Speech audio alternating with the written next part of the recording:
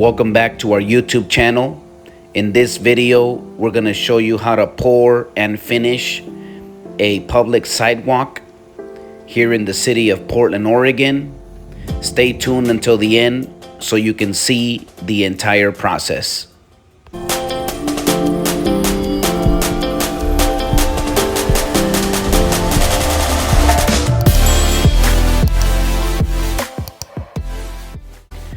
Here we have about 42 lineal feet of public sidewalk that we had to remove and replace.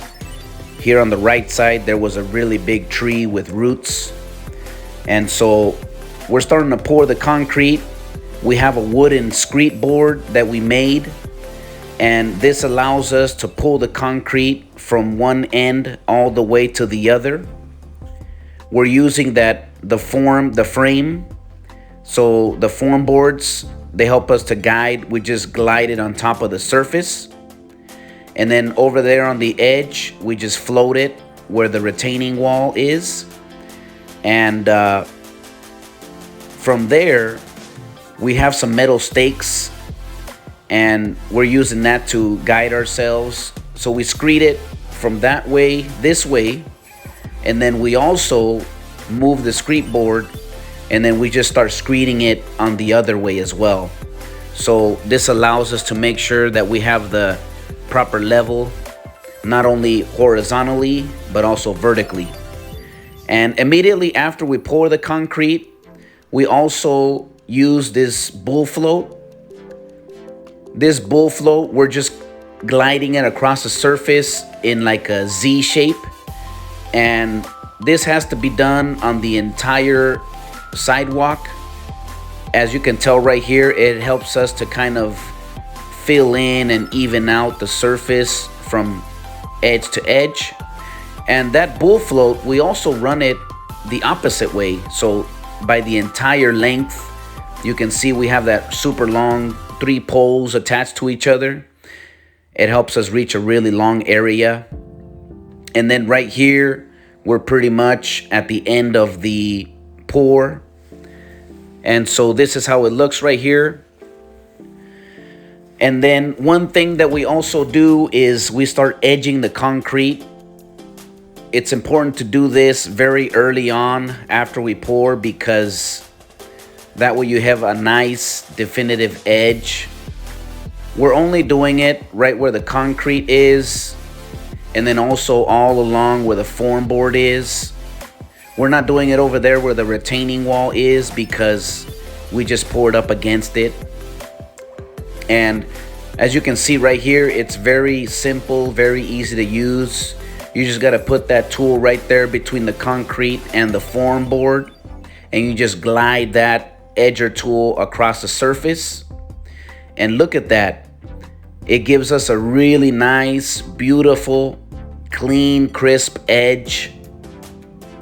This is the results after giving it the first pass with the edger. And you can see right there, it gives us that really nice edge. So we're gonna do this a couple times throughout the process. Then after that, we have a string line right here. The city of Portland requires us to have a joint line all the way through the entire length at the center. So we just pull the string line, and then we mark it. So right there, we already have the mark, and that's how it looks right there at the length. So you can tell that we have the mark from the string line, and we're gonna use that to guide ourselves so we can make the joint. And you know, since the city requires us, we have to have 3 foot by 3 foot squares. And we have to have the joint line all the way through the center. And then after that, we're gonna make the joints, the ones that go across. So that's the tool we're using. We have 3 pole tubes that we have connected. And then we just have a joint tool that it has a little indentation at the center. So we just press that into the concrete surface. And that's what helps us to get that tool joint. And all this is for is to help control the cracks It also kind of helps to serve as a design, and it's just something that the city of Portland requires us to do, and that's something that they like to see. So at the same time, we're also bringing in some concrete and filling in those low spots that you saw right there, and we just filling them in with the float. And that's how it looks right there. Look at after we give it the first pass with the joint tool, and that's how we get that line to go all the way through the center.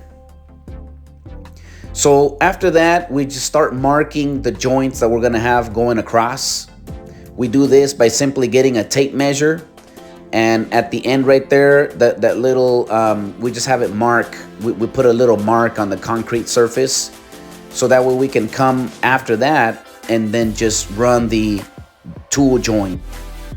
So kind of like what you see right there, we're using that same tool, and we're just doing the same thing on all of the cross joints. We're just running it from one end all the way to the other where it meets with the retaining wall. So one thing we noticed here on this concrete was that there was a lot of rock, and it was kind of hard, you know, to put in the tools in there because there was rocks in the way. But the thing that really helped us out was we did all of this very early. As soon as we poured the concrete, we started doing all of these like edgers, the tool joints and everything. So that's what really helps you, because when it's really fresh, you can push down the rock with the tool, you can glide it across. If we were to wait it too long, then it would have been a lot harder. But look, this is the results. After we ran the tool joint, it came really beautiful. We have a nice, clean tool joint that goes throughout the entire public sidewalk area. So once we have this done, then we can just leave it, let it dry for a little while. This is how it looks over there where we poured up against that existing retaining wall. That one, it doesn't, I mean, it is what it is. It doesn't need a clean edge or anything because, you know, we just pour up against it. We just got to make sure that the slope is the proper. And then from here, we have our Fresno tool. This Fresno tool helps us to kind of flatten out the surface. It helps us take out some of that cream. So it brings up the cream to the surface, and it's going to make it easier for us to work the concrete as it dries more. At this point right here where we're running the Fresno tool, the concrete is still pretty wet, but even still, you know, we still run it right here, and then we're just gonna wait a little, you know, maybe like up to an hour or so the concrete can dry some more.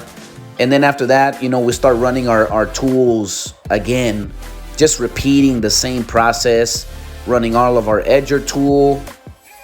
We'll run all of our joint tools throughout there, and then we're gonna be floating the surface with our hand float, and then also with our magnesium float and whatnot.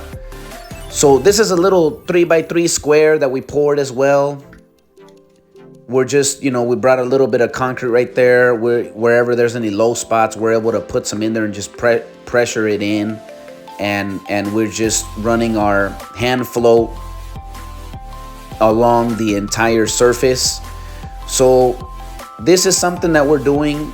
We're getting it ready before we can apply the broom finish. And after this one here, we're gonna repeat this process on the entire public sidewalk.